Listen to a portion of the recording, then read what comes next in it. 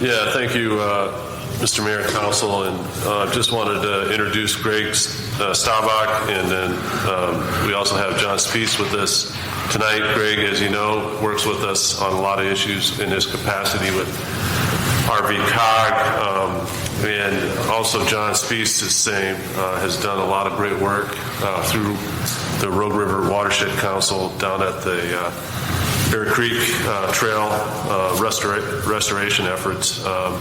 Actually, a long history of doing a lot of great work. And so it was requested that we perhaps provide an opportunity for them to give us an update on efforts that are continuing, looking at primarily the restoration part of the work and some of the grants that they've been able to obtain and some future efforts. So I don't know, Greg, you're first on the list, so I'll go ahead and turn it over to you if that's okay.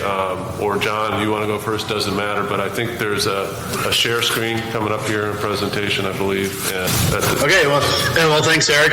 And we do have a presentation to show, and John and I will switch off during the presentation, so you'll be able to hear from both of us, and then, if you have questions, feel free to ask. If not, we'll, circle around at the end and certainly try to provide answers to everything that you have. So I need to share my screen, and I'm currently disabled from sharing, so I have my presentation here on my computer. And if not, we can just talk about it if it doesn't work out. You should be able to share now. Okay, perfect.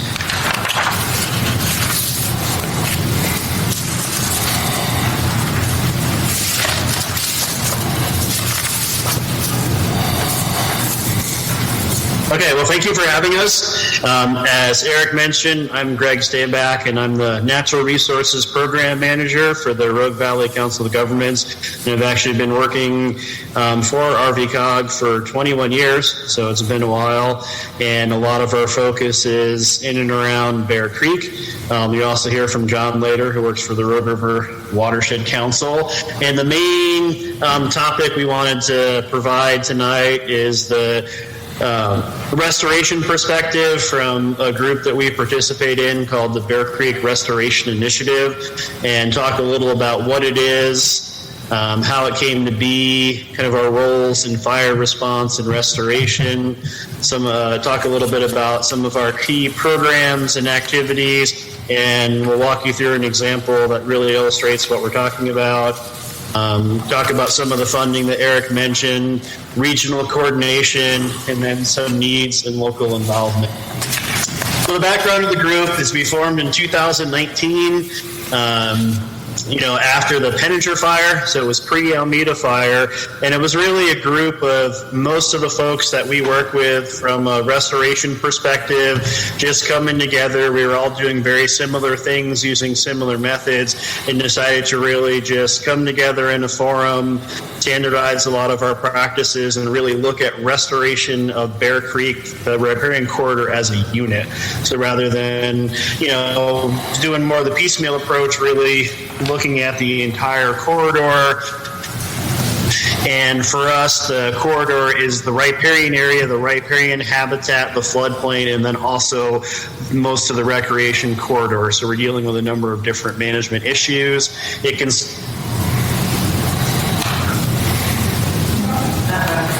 plan with priorities for restoration. And then we also are working on implementation activities to restore priority areas. So hopefully you can hear me okay. It says my internet connection is unstable, so I apologize if I'm breaking up.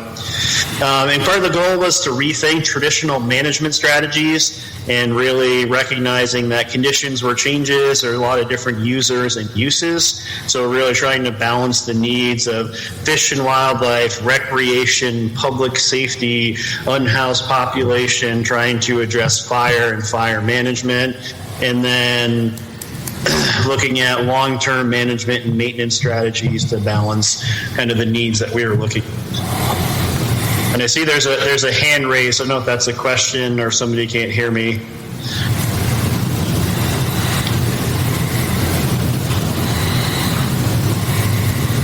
then also, the group provides a number of resources. Again, I mentioned there's a bunch of local restoration professionals. So I have a list of some of the membership. We're available. You can ask questions. There's a monthly meeting discussion forum directly with members.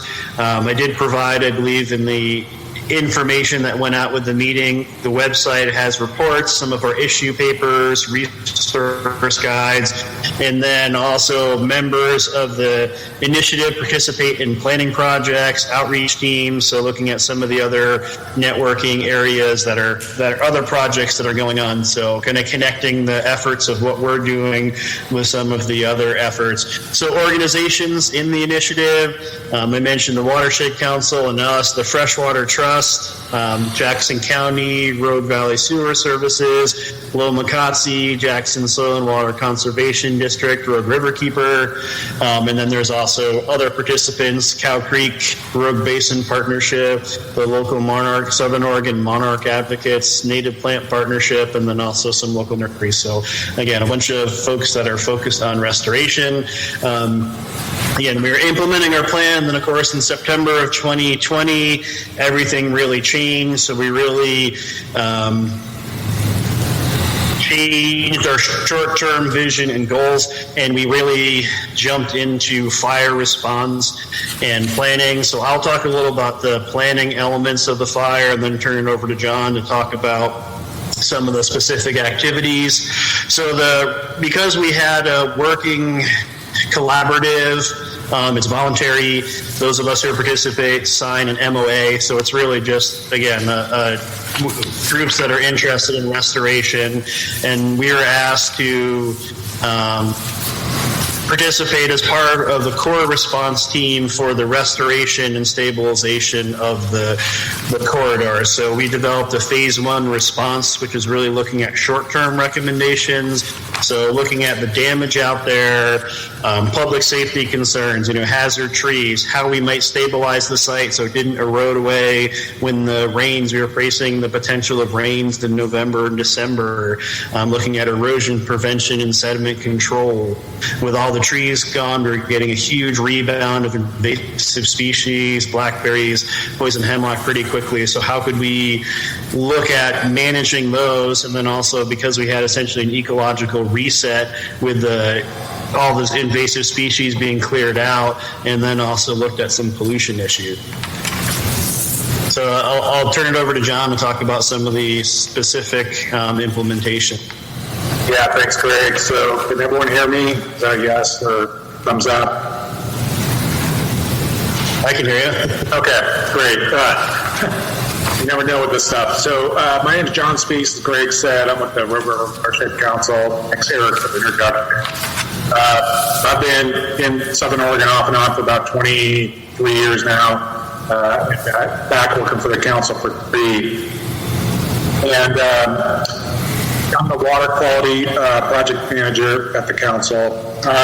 So really, as Greg alluded to, there was initial response from a bunch of groups that had already been working together. So that was a very collaborative effort that we came together to address immediate erosion and water quality concerns. And there was multiple planning meetings made up of all those local, state, federal partners that we're all familiar with and we discussed. And as Greg said, we came up with a damage assessment and a recovery plan and a timeline. And that group came together and decided how to best address the water quality concerns that we thought were coming. And we're talking about water quality concerns specifically for obviously aquatic species. We were going into October, our salmon were coming up Bear Creek, other fish were spawning, so that was a priority. And then also downriver drinking water providers, Red River and Grants Pass. We had big sediment, water quality concerns going out Bear Creek to the road that would affect their treatment downriver. So we all came together to address those concerns. And as Greg mentioned, the local groups were primarily participants in the Bear Creek Restoration Initiative. That collaborative effort that was already in place came with a bunch of trust. So we're able to move quickly and rapidly and effectively in achieving our objectives. And again, that was a great example of collaboration. So these are just some numbers. There was a big volunteer effort that went out. Maybe some of you participated in that. The first volunteer effort took place at Bear Creek, or Blue Heron Park, pardon me, in Anderson Creek. But over that whole fall, we had almost 365 individuals totaling 1,200 hours that came together. So the initial response, and maybe Eric remembers this and other folks, was really just restoration practitioners, DEQ, EPA, ODOT, Jackson County going in because there was so much danger, but everyone in the community really wanted to become involved. So when that opportunity came up, they jumped at that. There was seeding, willow staking. We asked volunteers to establish photo points for photo point monitoring. So really good community effort in that initial response. And that Momokatsu Restoration Project came on, and they were contacted by the county to put out nearly 2 miles of straw wattles along the banks to prevent erosion. They placed 400 bales of hay out to protect the seed that was put on the ground, and they applied 5,000 pounds of seed. That's great. So right now we're at a place where we got past our initial response. That included removal of hazard trees, addressing all the water quality concerns that I just talked about. And now we're in the next phase. We're talking about restoration strategies and how to move forward in restoring Bear Creek along the Greenway. And our primary objective right now, and at least for me, I think everyone involved, is to keep the blackberries down. Don't let them come back. That's our first concern. There's been a huge effort since the fire with both state, federal, and private foundation funding to make sure that happens in both public and private lands. And that'll continue down the road to perpetuity. We're also talking about how to replant the creek and the Greenway, and this just happened in Blue Heron Park. As Craig mentioned, there's a lot of natural regeneration coming back, so you can't really go out there without seeing a cottonwood, a willow, dogwood, snowberry coming back naturally. You'd expect that after the disturbance of the fire. Also, we need to figure out how and where should we plant if we need to. And then also seeding. My most recent time out there, I don't think we're going to have to do much reseeding, grass seeding. I think we're okay, but there might be some. And then also to launch these restoration strategies, we've got to talk about monitoring. And so Greg and I are part of a Bear Creek Water Quality Monitoring Group. Part of restoration is trying to identify what's working, what's not working. And so we do that by monitoring water quality and riparian habitat conditions. And right now we've got water quality data sondes, which are collecting water quality parameters 24/7. That's upstream of Alameda Fire and downstream. That information will inform us of what's going well and what's not going well out in the field. And also we'll monitor plantings and that natural regeneration regrowth. The benefit of using natural regeneration is, A, you don't got to pay for a plant, B, you don't got to pay for irrigation. So we're working as a group to figure out where's the appropriate plant and tap into irrigation. Example, just did that at Blue Heron Park. And then we're talking about future projects right now, so we're at that phase of the response. Talking about riparian restoration strategies, like I just described. We're talking about reconnecting the floodplains in appropriate places, and that's important because reconnection to floodplains allow us, one, to control floods, two, store water on those floodplains for late season release of cool water into Bear Creek when it's most needed. We're also talking about how to protect wetlands, seeps, and springs. We all know there's many of those through the Phoenix area and Talent downstream. Those are vitally important ecological components for the stream ecosystem, and also fire prevention, future fire prevention. And we're also jumping into some outreach and engagement strategies, and we might talk on that a bit, but the River Watershed Council just received a pretty significant stakeholder engagement grant to expand the BCRI beyond what we're currently at. Go ahead, Greg. Yep, that's correct. So this is just an example. So we had started that project at Blue Heron Park in Phoenix in spring of 2020. And that was, I guess, maybe 4 months before the fire. That project came to fruition through my work with Stuart Warren before he left. And I've known Stuart for a long time, so he approached me about this. And that project kind of arose out of the City of Phoenix Parks Master Plan, objectives laid out in that 2016 document. So this is just an example of what we did the first day. We do have this initial entry into blackberry areas. Well, that's gone now, but it's a big lift. It's very expensive, and it's very mechanical. But that was completed, and then that bottom image there is just an example of what we found under blackberries all over Bear Creek there. Hey, Greg. So that Blue Heron Park project objectives were increase public safety and reduce fire risk, but increase public safety through a couple of different means. That's opening up line of sight for public safety officers when they're patrolling the Greenway. Also, a line of sight for the public when they're entering the riparian area to walk around and enjoy Bear Creek. Remove and control invasive plants.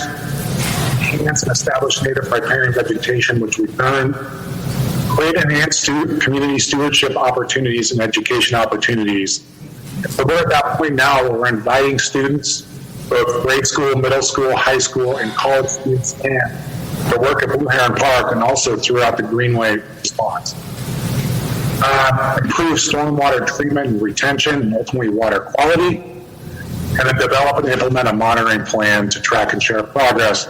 And we're actively doing that. I was out last week. Greg connected us together with OSU Extension and a local charter school to do some monitoring in Blue Heron Park. Right. So this is just an example there. That top left is before the project started. The next one to the right is after the initial mowing.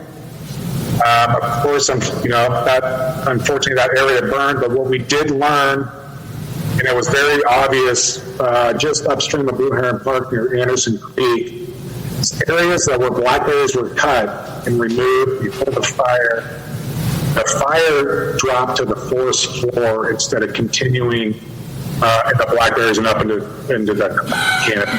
Very distinct linear line out there right near Blue Heron Park where you could see those different treatments. And then the bottom left and bottom right are recent plantings that were done in October and November there.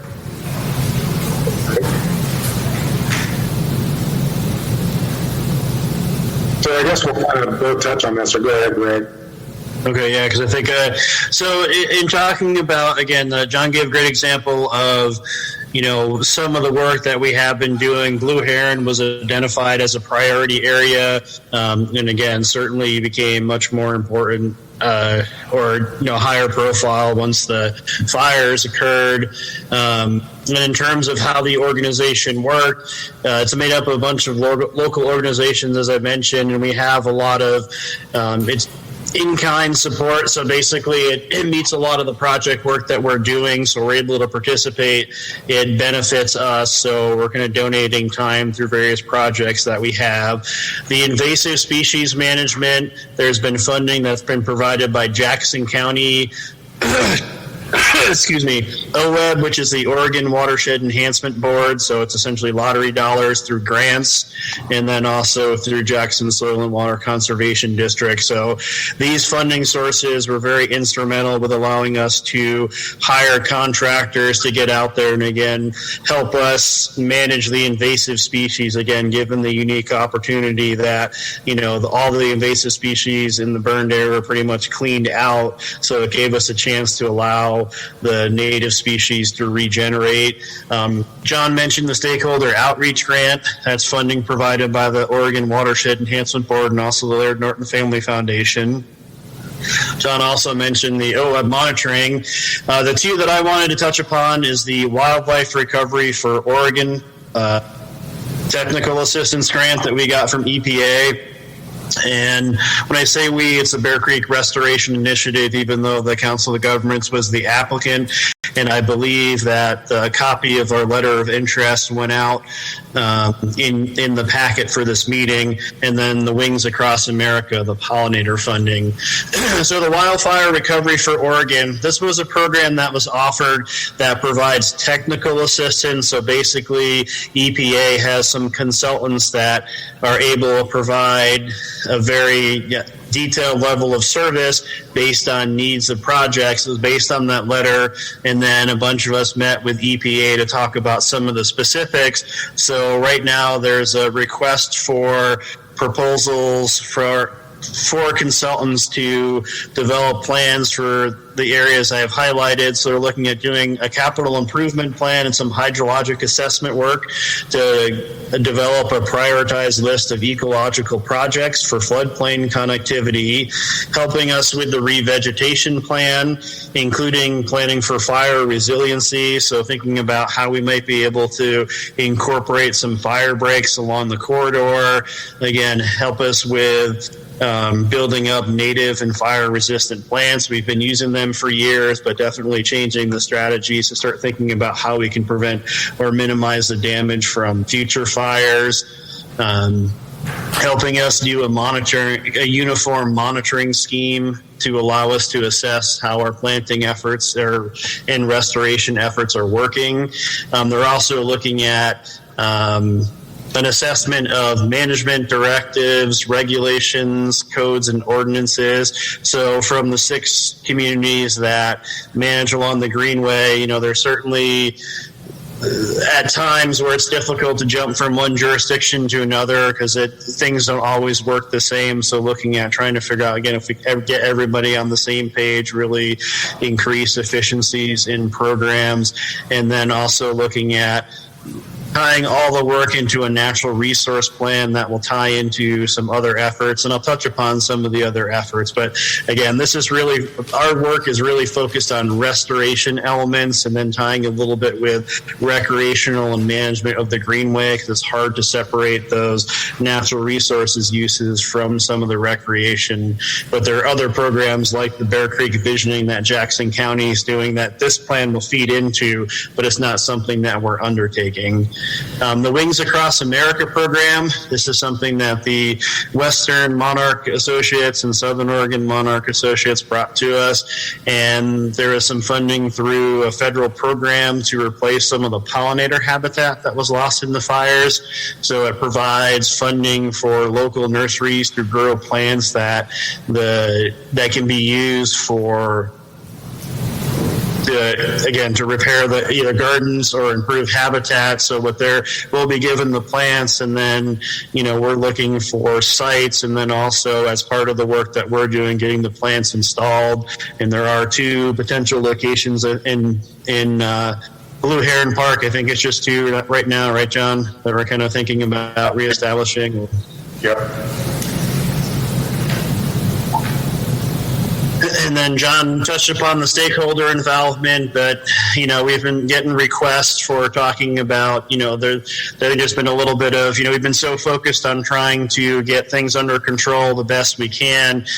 We haven't probably done as good of a job as we could have in terms of talking a little bit to the wider community about some of the goals and the visions and kind of what we're thinking of doing from the restoration perspective. So, talking to the city council is, one of these efforts, which hopefully will help a little bit. And we also have the funding that's coming in will help us provide better outreach to the community, plan for some regional meetings, public forums, open houses, just to, we know our needs, but, there are a lot of other sectors that we need to include, and a lot of other, we want to make sure that, we're managing expectations and needs the best we can, since, we probably won't be able to meet the needs of all the users and all of the issues that are out along the Riparian corridor. So switching to regional collaboration, I have all projects listed on that. That's something that we're working on as well with some other groups. SOREDI being one, with really looking at inventorying of corridor-related projects. So one of the feedbacks we got from federal agency as part of applying for that letter of interest was a concern that there's a lot of organizations, municipalities down here applying for aid, and it doesn't at least appear that we're particularly coordinated in, what we're doing. So there was concern about overlap or redundancy.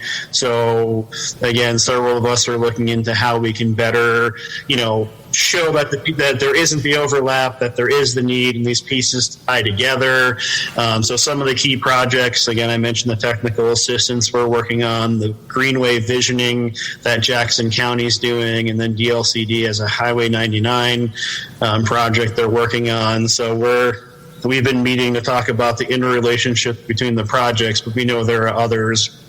And we've asked, I think, all the local cities for input, just so that at the very least we're aware of them. So again, it will help us in the long run with funding and with some other things. And then just some general needs from a process standpoint, local community involvement. We've been so focused on again, the short-term needs. Now we're looking at wider needs and, looking at having more focused meetings and working groups, and certainly having involvement from all of the communities that manage and own land along the Greenway is going to be critical for that. So that includes the city of Phoenix. And again, I talked a little bit about the coordination of resources, just so we look like we're all on the same page. And then another need that we've identified as a group is long-term maintenance of projects. And it's from the smaller scale projects like maintaining pollinator gardens, which have some special needs. And it's longer term in terms of as we restore areas all along the Greenway, is there a way that somehow there can be some more of a coordinated management effort? And of course, along with that is, how does that get funded? So those are some of our general needs and concerns long term. So with that, we're happy to take questions. If you want to know anything specific, would like more information, and then we also included contact information for John and myself if you have follow-up questions. John, Al Mielhofer. This is something I think we talked about before. There we go. Thank you. John Al Mielhofer. This is something we talked about before, but I'm really interested and concerned about it. And that is the fact that you've started to establish a trail system down there. And I walked it, and I thought it was really, really great. And it's a great addition to the plantings you've done. But I'm concerned about the development of the trail system, and I'd like you just to explain to us, are you finished in the development? And if you are, it seems like there's more to be done, signage and so forth, benches along the creek. I'd like to see more happen that way. Who do you see doing this if it's out of your purview? Sure, Al, thanks for the question. So as I initially mentioned about the Blue Heron Park project there, that came out of the Blue Heron Park or master plan, Phoenix Park's master plan, Blue Heron Park redevelopment. That was from 2016. And in that plan, there was an interpretive trail or some sort of trail down that floodplain there. And what we've done since the fire, since we first started the project, but then since the fire is, we've kind of mowed that path in there for a couple reasons. That gives us easy access in there during project implementation. And it also seems like the community really enjoys that. So I was out there the other day, there was a couple gentlemen walking that path there. That continuation and long-term maintenance of that path is not in the purview of the current project. That is there for access during our maintenance period, which is going to last through the end of 2023. And what that means is it gives us places where we can send a mower in without having to start over. And I do know that Parks Master Plan had identified potentially a couple of salmon viewing decks down there, etc. I wholeheartily encourage you guys to consider pursuing development of path down there, just because it seems like the community members like it. I will back up and say there are 2 interpretive signs going in near where we've completed our work. We have those in place. Matthias and crew have the sign pedestals. We just need to arrange a time to put those in the ground. And then also, someone from Jackson County Parks, Brooke Imposta, she's the volunteer coordinator for the Greenway. And she's going to facilitate a Boy Scout project down there to put in another picnic table or two, not down on the floodplain in the Cottonwoods, but more up above. So that's where we are on that, Al, and hopefully that answers your question. Okay, great, thank you. I've got a quick question. I'm really excited about everything you're doing here, especially with regards to where Pear Creek borders Blue Heron Park. There's so much going on there as far as rebuilding it.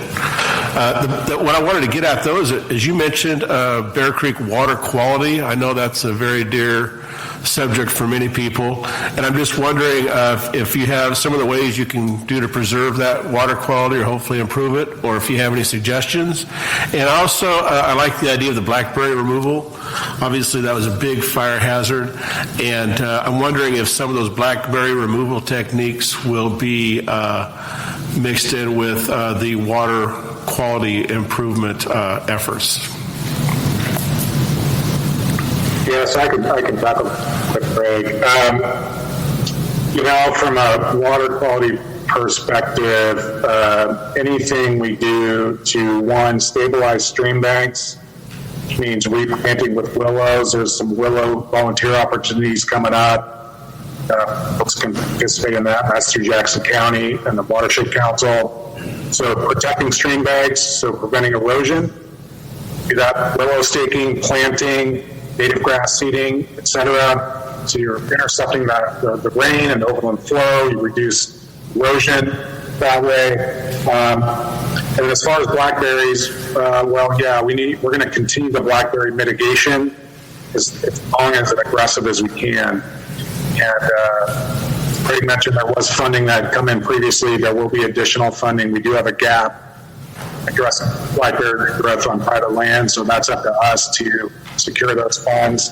But all those merge together, blackberry removal, mitigation, and replanting, and that improves water quality. And really, seems like what we're seeing, last year after the fire, we all thought we were going to have just a barrage of rain, but that didn't come. And so we kind of lucked out last year. We've had some big rain events this year. We've seen some turbidity spikes, water quality concerns. That will continue. I'm sure once again it rains, and hopefully maybe you got something to add to that, or maybe I answered the question. And I think you answered it pretty well. The healthy riparian areas will, protect water quality in so many different ways. The only things I can think to add is, we do have Rogue Valley Sewer Service as a member of our team, and they're really focused on, runoff from urban areas. So there's different low impact development measures and swales and detention ponds and, items that are in the system will be put in to help improve water quality where we may have specific areas of concern. And then, we emphasize the use of native species, and also certainly encourage those, you consider using those at home, use less water. They're generally adapted to conditions, shouldn't need as much, care and feeding to help. So you may end up reducing, the amount of fertilizers, anything else you might put on them, which also would help as well. So certainly thinking about that. That's great. Thank you. And then the only other thing to add is that we do have that monitoring grant that we mentioned where we are studying the effects of the fire, and I think we're measuring 50 or so odd parameters, and if we end up finding something that's of particular concern, they're pretty high level pollutants and metals and toxins and other things, then we would adjust our strategy to look at how we would manage that, how we would treat that, or what kind of best management practices and other things we might have to put in. But if there's a concern, we should be able to address it in the future. Great, thank you. I appreciate your help and your answer, and I really do appreciate everything you're doing very much. I have a question. Actually, I have a question and a request. So my request is, could we have this presentation forwarded to Bonnie, maybe, and she could forward it on to us? Because I didn't see it as part of our council packet, and I would love to have it as a resource. And then my question is, could you give us an idea of the area scope, the acreage, and where you are doing maintenance right now, direct maintenance and plantings? I didn't catch that as part of the presentation. I'll say, in regards to the presentation, I'm happy to send it to Bonnie. We didn't have it all dialed in when the packets were ready, so that's why it didn't go in with your materials. And then, I'll let John speak to Blue Heron, but there's a number of ongoing projects. I don't have the acreage offhand, but there's the Penninger Fire area, which is over by the Expo Center, which goes from Pine Street probably about a half a mile upstream. There's active work there. The Freshwater Trust has a few projects in Talent, and then also Lomacotzi and Ashland. So, John might have a better handle on acreage, but we're, a couple hundred acres at least. So, Greg's exactly right. There's a variety of projects. So we figure that the Almeida Fire specifically burned about 300 acres of riparian area. And that's a pretty good chunk along that stretch. And there was about 95% canopy mortality. But as Greg mentioned, as part of the BCRI, one of the initial tasks was to identify 10 priority locations. This is pre-fire. 10 priority locations that we thought were important to work along Bear Creek, basically Phoenix upstream. And Blue Heron Park was one of those locations. And those locations were identified based upon current ecological conditions in 2018 and 19. And also where there was community support for projects. And those 10 locations, again, are Blue Heron Park, 1 or 2 areas in Talent, like 3 or 4 areas in Ashland. And so there was the Watershed Council, the Freshwater Trust, and the Lomacotzi Restoration Project all had active projects going on a select number of those priority locations. I think there was 3 or 4 under implementation when the fire started. What we did as organizations is we pivoted a bit, kind of redirected those funds on the initial fire response. And now we're revisiting those projects again. So the Blue Heron project was completed. Watershed Council, in partnership with Lomacotzi Restoration, completed a project on confluence of Wrights Creek and Bear Creek in Ashland at the Billings Ranch. And I know that the Freshwater Trust has completed 1, if not 2 projects along Bear Creek and Talent, and they're also working with Ashland Ponds. And the Watershed Council is currently also early stage development of a pretty large floodplain reconnection project in Talent, again in partnership with our trusts, right at Lynn Newberry Park. And I do encourage you all to refer to the BCRI webpage, which is housed on our BCOG's website, because it's got a bunch of good information that talks about it. Have updated information in the fire response that's ongoing. Thank you. I